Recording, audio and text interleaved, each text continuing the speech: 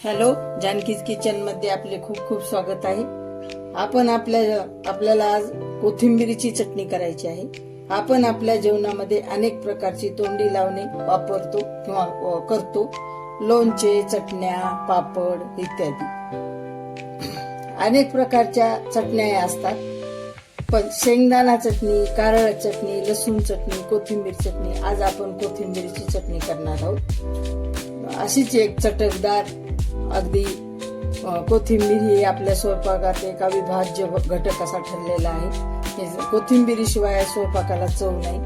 अशी चटणी आपण पारंपरिक ही चटणी करणार आहोत. खमंग जेवणाची ही रंगत वाढवते अशी ही चटणी आपण कृती करून घेऊ. ही आपण स्वच्छ निवडून घेतलेली आहे, स्वच्छ धुवून घेतली आणि नंतर आपण बारीक करून घेतलेली कापून. याला टाकू आपण भाजून पांढरे केलेले शेंगदाणे, थोडे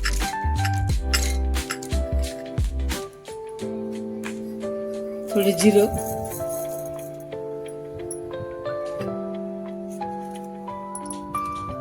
तिखट,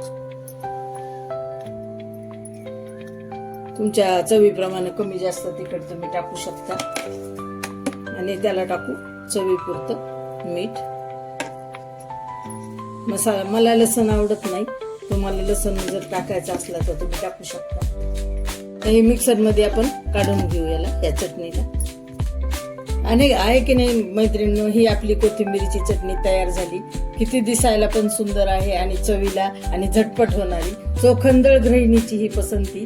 ही नक्कीच प्रत्येकाच्या घरात कोथिंबीर असतेच रोजच्या वापरासाठी, म्हणून ही नक्की गृहिणी करायला सोपी आहे गृहिणीसाठी.